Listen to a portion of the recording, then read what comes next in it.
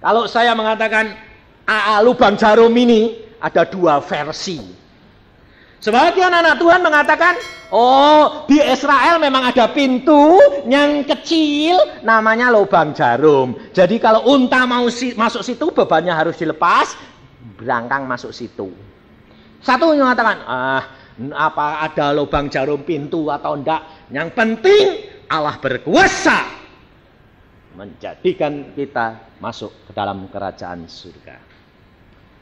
Nah, kalau saya mengatakan, saya tidak peduli, tidak punya visi gitu, saya bilang. Saya tidak pernah ke Israel kok. Visi saya, Allah berkuasa. Untanya seberapa? Segini, ya lubang jarumnya serumah. Masuk toh? Masuk. Lah ukuran Tuhan itu bukan ukuran manusia. Dunia kecil. Di hadapan Tuhan bisa besar. Tidak masalah. Sebab Tuhan Yesus mengatakan apa?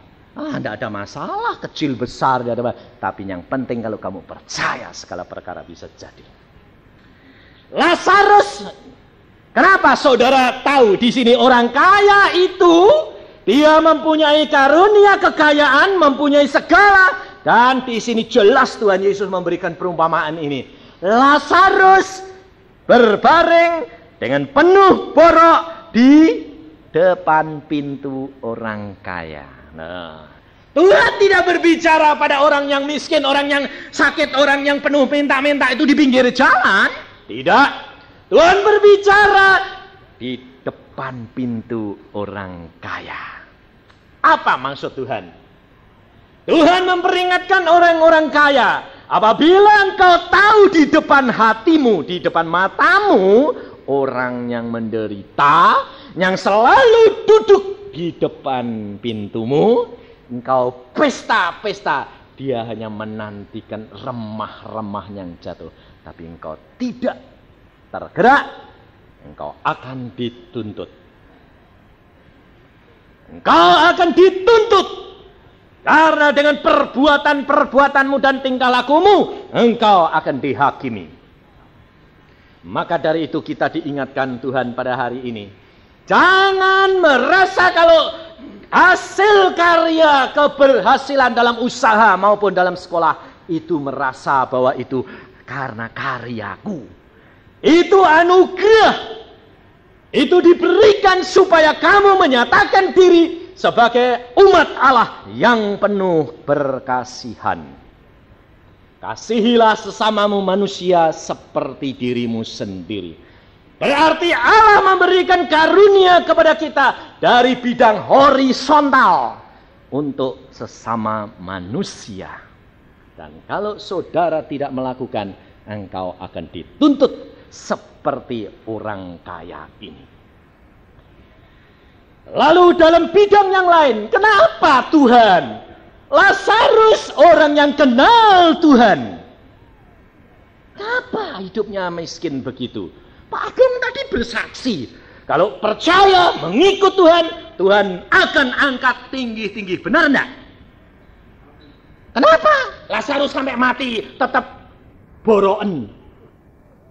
Dia anak Tuhan, tapi tidak pernah mau baca Alkitab. Gak tahu janji Tuhan. Jadi dia cuma nerima nasib saja. Oh memang Tuhan mau bikin aku gini ya sudah, gini saja. Itu. Berapa banyak anak Tuhan yang seperti Lazarus di sini? Kalau sudah dalam keadaan penderitaan, ya sudah tidak apa-apa. Apalagi zaman dulu selalu dikatakan, saya pada waktu mau jadi hamba Tuhan, pada waktu masih muda umur 21 barusan lulus SMA loh. Sebabnya zaman dulu zaman perang, saya sudah tidak sekolah. Jadi pada waktu itu papa mengatakan, tidak. Kamu jadi dokter. Kenapa? Jadi hamba Tuhan menderita. Kenapa? Menderita. Hamba Tuhan tuh lihat hidupnya. Menderita. Tidak usah khawatir. Menderita di dunia. Kaya di surga. Moto hamba Tuhan. Benar enggak? Salah. Saya bilang enggak. Hamba Tuhan mengatakan apa? Aku hamba raja. Masa ada pegawainya Presiden Soeharto tukang sapu jalo pakai comang-caming enggak? Nggak ada, malu presidennya. Ini raja di atas segala raja. Masa gambarnya compang-camping, nggak bisa makan. Nggak bisa, saya bilang, dia raja di atas segala raja. Kalau kita benar-benar dipanggil menjadi hambanya, mesti dicukupi. Itu jaminan dia. Saya mengatakan begitu. Lalu ini dikatakan, engkau berani, nekat. Nah ya, kenapa kok kamu nekat gitu? Habis jatuh cinta. Bener gak? Saudara kalau jatuh cinta nekat gak? Hah? Enggak. Rugi. Jatuh cinta enggak nekat berarti enggak cinta. Nah, kalau orang cinta itu ya mesti nekat. Contohnya, saya dulu itu jatuh cinta sama istri saya itu, wah. Papa enggak boleh. Papa bilang, sekolah? Enggak model pacaran. Saya enggak bilang ya, enggak bilang enggak. Sebab kalau saya bilang ya, bohong. Saya nanti dosa terus. Saya enggak mau, diam aja. Saya ketawa. Ketawa itu bisa dua, bisa ACC, bisa tidak. Lalu pada waktu saya sekolah SMP belum sama istri saya malam-malam Tuhan ngomong, itu loh jodohmu. Hah? Malam-malam Tuhan ngomong, sedang tidur itu. Kamu mau tahu jodohmu enggak? Belum mikir jodoh Tuhan. Itu loh jodohmu. Wah, kok kurus kering gunung.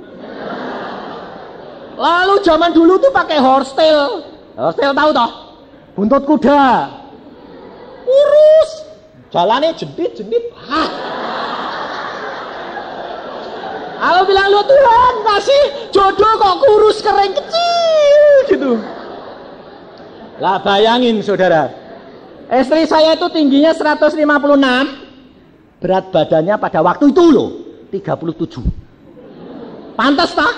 Kurus kecil. Nah, ini Cim tuh di sini tahu, wong dulu istri saya itu sekolahnya di Surabaya, di Ambengan gitu. Kosnya di Ambengan 51. Lalu pada waktu itu saya bilang, siapa sih Tuhan itu? Nanti kamu ketemu. Bener, waktu di SMP kelas 3. SMP kelas 3 loh. Oh, tapi SMP kelas 3 itu umurnya sudah 18. Oh, jangan kayak diukur sekarang. Oh, zaman dulu zaman perang kok. Pak Budiono tahu. Ya tak Pak ya? Zaman perang itu anak-anak enggak sekolah. Jadi jangan diukur sekarang SMP kelas 3, 2. Biasa umur 20 lulus SMA itu baik gitu. Lalu saya pas istirahat di luar, saya duduk-duduk dengan teman laki-laki banyak gitu. Ini si calon istri ini jalan. Mau pergi ke kantor direktur. Ternyata satu kelas sama saya. Nah, saya lihat gitu tuh, lewat sama jendit-jendit. Waduh. Hah. Langsung teman saya bilang, apa-apa? Enggak apa-apa. Malu. Wah, lalu mulai saat itu, mulai terbayang-bayang. Nah. Lalu saya lihat, oh itu bakal jodohku. Lah saya duduk di belakang, dia di depan. Ya tak inceng terus. Nah itu, Tuhan yang salah, orang salahku. Dia ngasih tahu. Lah ya saya malah mulai tertarik. Lalu mulai saya senang, saya ya otomatis toh, mulai tak deketi toh. Deket-deketi tahu dia. Wah, temennya bilang, Cat. Dia mulai jatuh cinta. Enggak. Siapa sih gelem mbek orang kayak gitu? Sebabnya apa? Saya itu dulu hitamnya 3 kali ini. Hitam. Soalnya kulit saya ini kalau kena sinar matahari terus terbakar. Sebabnya apa? Sebab pada waktu saya di dalam kandungan ibu, diminumin obat keras. Sehingga pada waktu saya lahir, ini kulit terbakar. Saya dilahirkan dan selama 3 tahun diare tiap hari 15 sampai 30 kali. Dan kalau ada orang bersuara keras, saya pingsan. Umur 3 tahun belum bisa bicara, belum bisa berjalan. Lalu dokter mengatakan ini anak tidak bisa hidup. Lemah mental, lemah jasmani, dan perutnya hancur. Tidak bisa terima makanan apapun juga. Sebab apa? Diminumi obat keras, dipencet-pencet, dipijet. Tapi tidak mau keluar. Waktu keluar kayak norit. Wah, anak apa ini?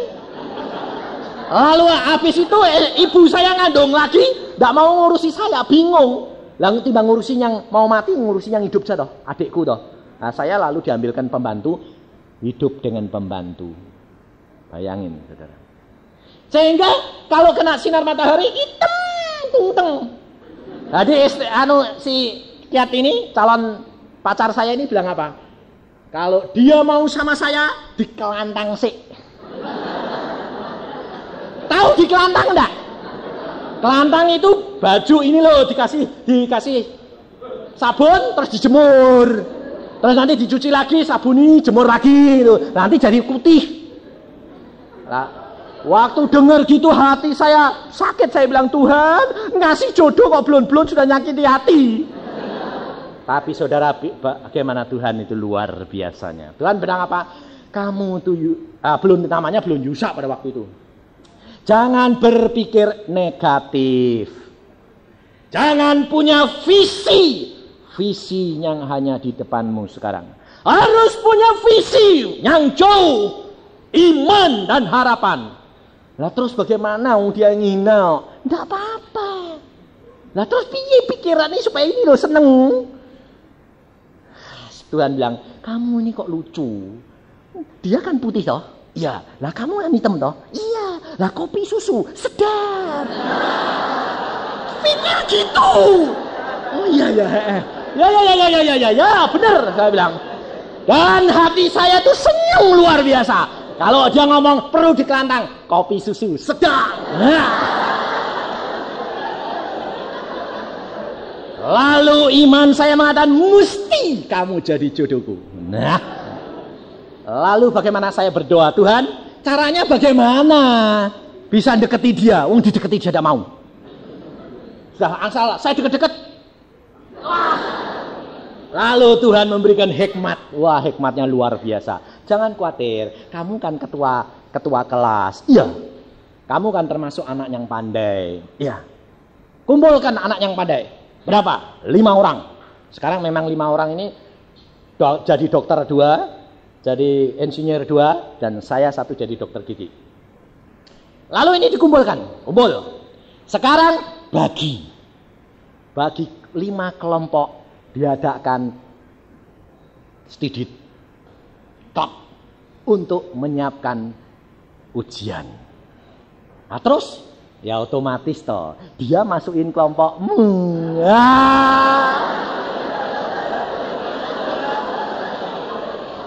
Terus bagaimana terusnya Tuhan? Nanti tak ajari ya. Wah, Tuhan itu luar biasa cerdiknya. Lalu kalau kelompok saya itu saya tenter, dia ndak tak perhatike. Ndak saya perhatikan. Yang 4 tak ajari sih. Supaya selesai. Yang 1 ndak bar. Dia yang ndak selesai. Kalau sudah habis, wah jamnya sudah habis yuk pulang. Loh aku belum bar mbak ajari. Lah wong jamnya sudah entek. Lalu dia di tengah jalan bilang, "Yo aku diteruske to." Lah ndok mana? Sesuk ndok omahku. Beneran.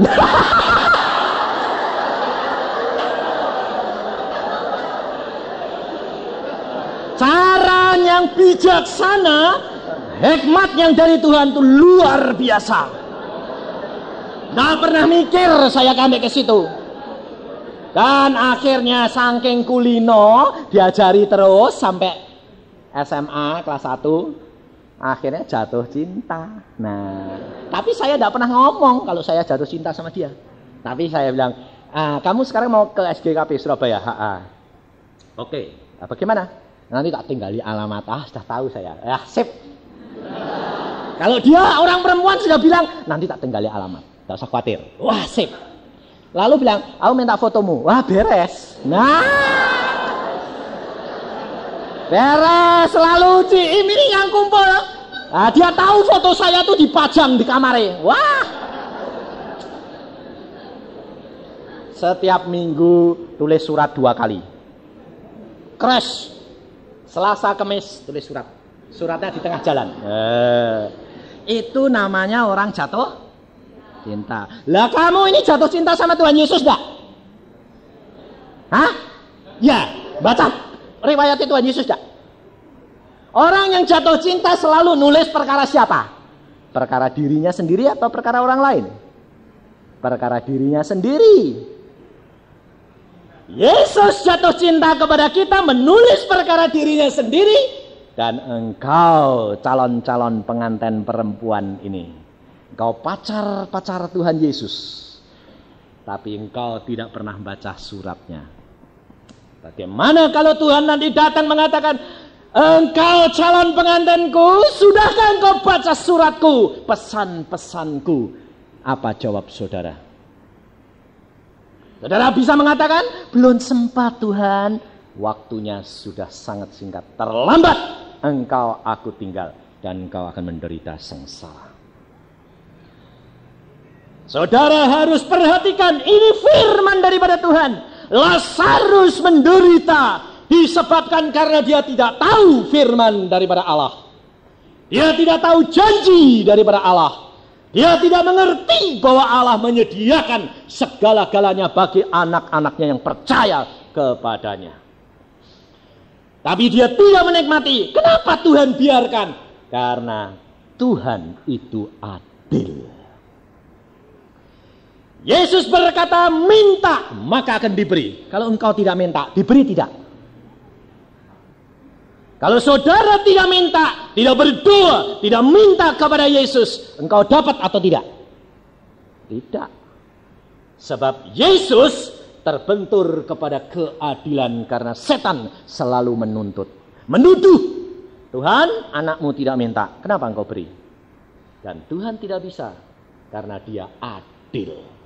Maka dari itu saudara harus membaca firman Tuhan, mengetahuinya di mana hakmu, di mana engkau harus bertindak, di mana engkau harus berbuat, dan tuntut akan firman Tuhan. Kalau engkau melakukan firman Tuhan, segala firman-Nya akan digenapi. Dia mengatakan dia akan memberitahukan kepadamu hal-hal yang akan datang. Itu saya alami sampai sekarang. Apapun yang akan terjadi, Tuhan sudah beritahu. Karena saya mengatakan, Tuhan, engkau firman-Mu loh yang berkata, engkau akan menuntut hamba-Mu ini setiap langkah ke dalam seluruh kebenaran. Engkau akan memberitahukan perkara-perkara yang akan datang. Benar. Dan semuanya digenapi. Saudara tahu. Menjadi anak Tuhan adalah menjadi anak yang sungguh-sungguh berubah. Dalam mental cara berpikir kita harus berubah.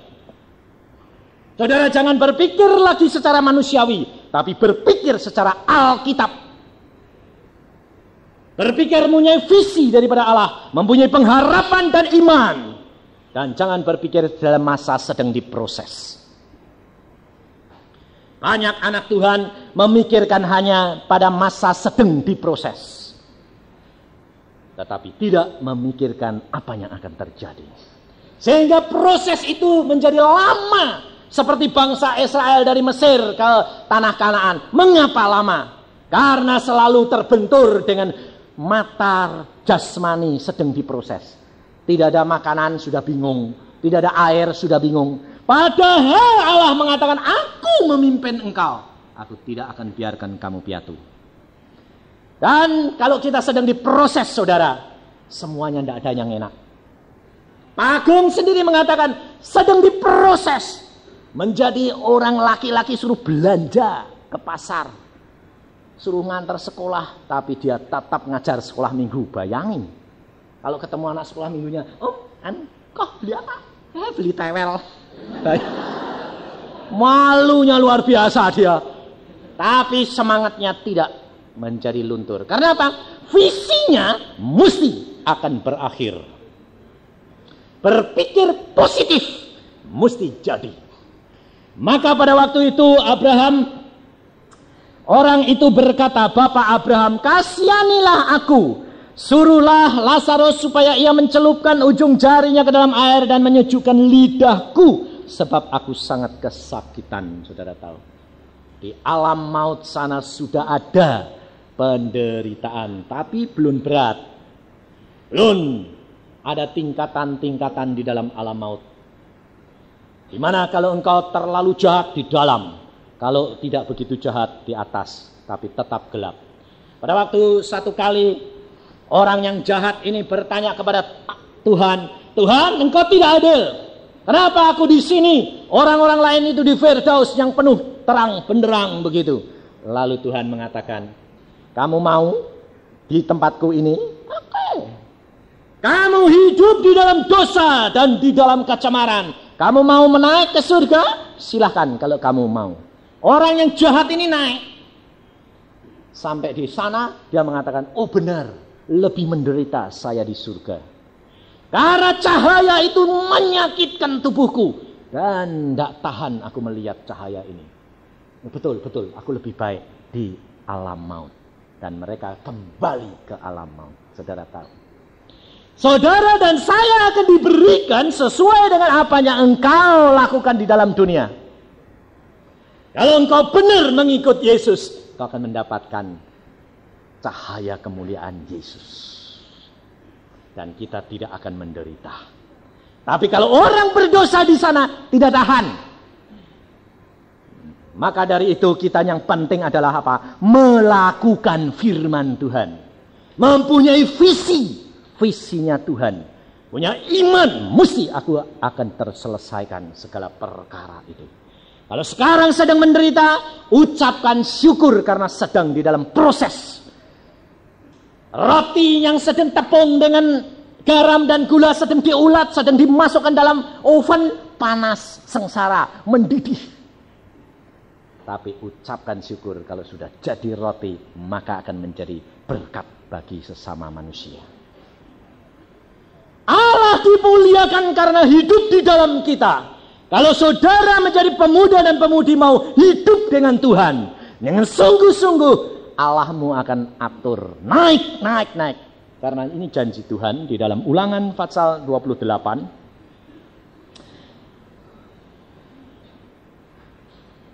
Ulangan pasal 28. Ayat 12 dan 13. Dan 14.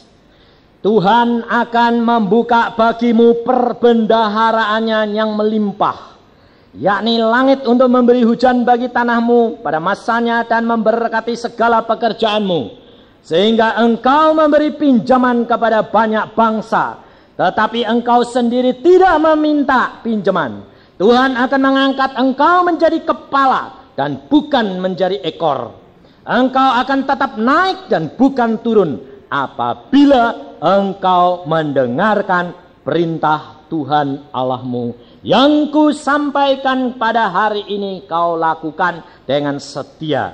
Dan apabila engkau tidak menyimpang ke kanan atau ke kiri dari segala perintah yang kuberikan kepadamu pada hari ini dengan mengikuti Allah lain dan beribadah kepadanya. Jadi kalau saudara melekat kepada Tuhan saja, maka engkau akan dituntun ke tempat yang lebih tinggi. Dan firman Tuhan selanjutnya mengatakan kepada orang yang kaya itu, Abraham mengatakan, kita tidak dapat ke sana karena ada selang yang dalam sekali. Engkau di dalam dunia sudah diberikan karunia, berkat. Tetapi sekarang kamu disengsarakan. Tapi kalau dia menggunakan dan melaksanakan apa yang Tuhan berikan, pasti dia akan menerima dunia dan surga. Selanjutnya firman Tuhan mengatakan di dalam ayat 29, tetapi kata Abraham, ada pada mereka kesaksian Musa dan para nabi. Baiklah mereka mendengarkan kesaksian itu. Jawab orang itu, tidak Bapak Abraham. Tetapi jika ada seorang datang dari antara orang mati kepada mereka, mereka akan bertobat. Mereka kerap kali minta mujizat, mereka minta tanda. Tapi apa yang dikatakan oleh Abraham? Mereka ada kesaksian Musa dan kesaksian para nabi. Alkitab sudah menyaksikan kepada kita, saudara. Kita menjadi anak-anak Tuhan, semua tokoh-tokoh Alkitab, semua hamba-hamba Tuhan dididik dari bawah. Jangan saudara kira bilang, wah lah sekarang papaku ini kaya.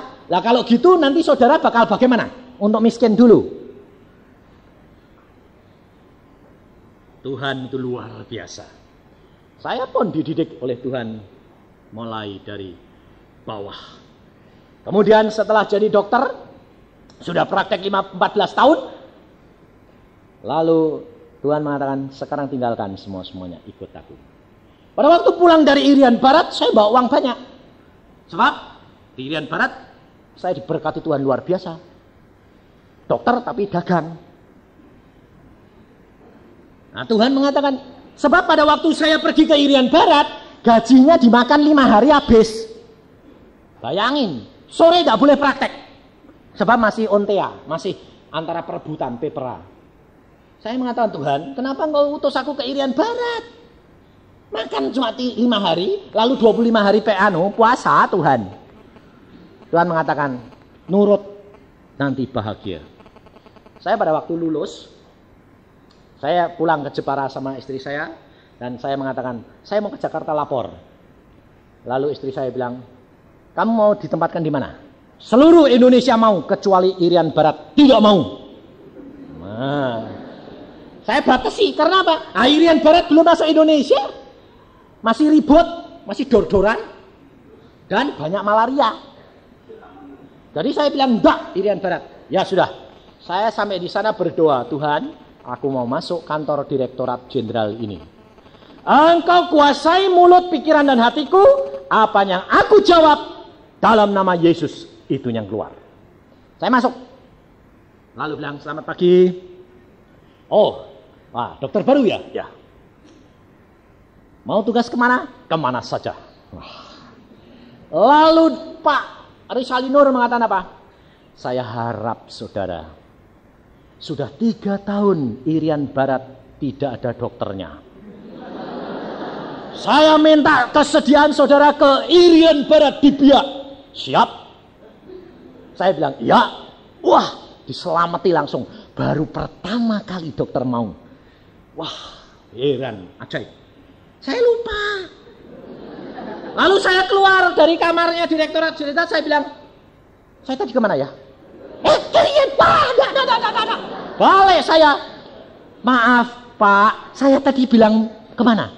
Saudara sedia ke Irian Barat? Oh enggak.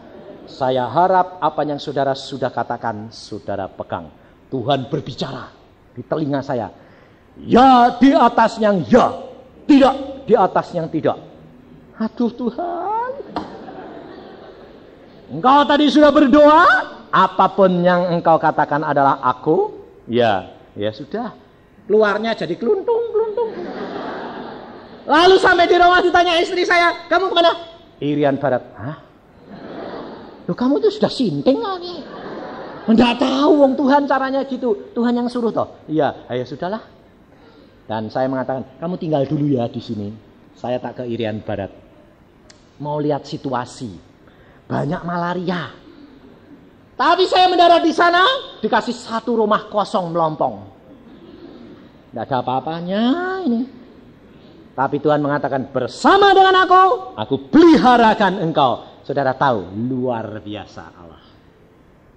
Di sana selama 6 bulan sendirian, gangguannya banyak. Lah dokter gigi zaman saya itu 5 kabupaten enggak punya dokter gigi. 5 kabupaten enggak ada. Dokter gigi cuma 1 tim. Angkatan Laut, Angkatan Udara, Angkatan Polisi semua saya. Pertamina saya. Wah, gangguannya banyak. Gadis-gadis mulai. Nah, kalau gadis masih lumayan. Kalau janda muda repot.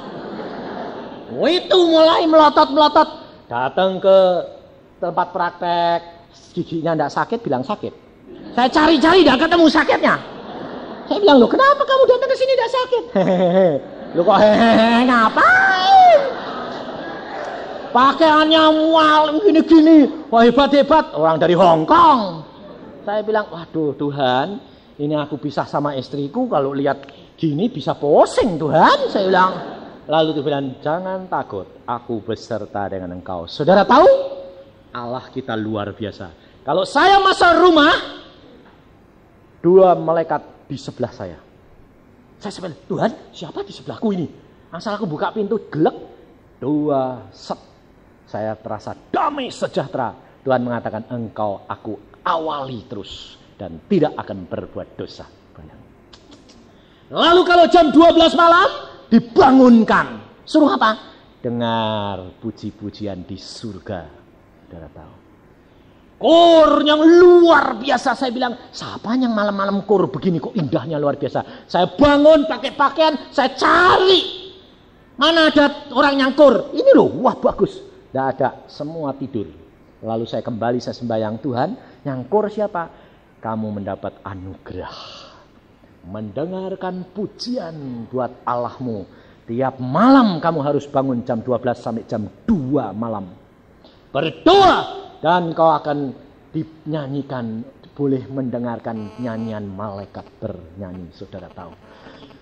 6 bulan rasanya singkat. Karena apa? Asal sudah selesai praktek, cepat-cepat kepengen apa? Dengerin. Cepat malam sih Tuhan, mau tidur. Jam 12 tas bangun sembahyang. Waduh, puji Tuhan. Luar biasa Allah. Kalau engkau nurut, apapun disediakan bagi orang yang percaya. Saudara tahu.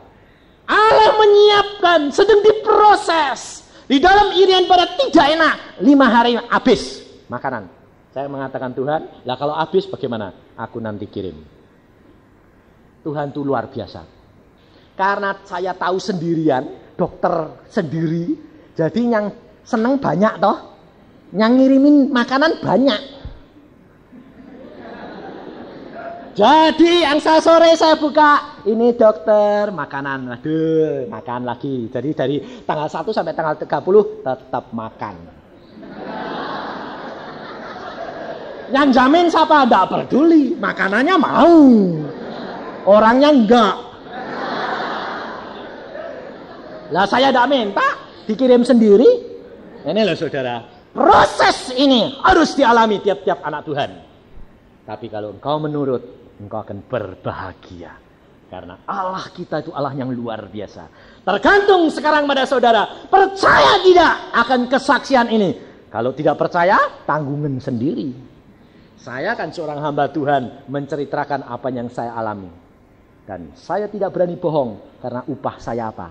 Dusta, upahnya maut. Apa untungnya kalau saya dustai saudara? Tidak ada untungnya. Tapi saya katakan karena apa? Karena saudara harus mencari pengalaman pribadi dengan Yesus. Allah kita adalah Allah yang luar biasa. Firman Tuhan semuanya digenapkan. Tidak ada yang tidak digenapkan. Dan saya berani menyaksikan. Karena saya mengalami pribadi demi pribadi dengan Tuhan. Allah kita Allah yang luar biasa. Yesus Allah yang hidup. Amin. Mari kita berdoa.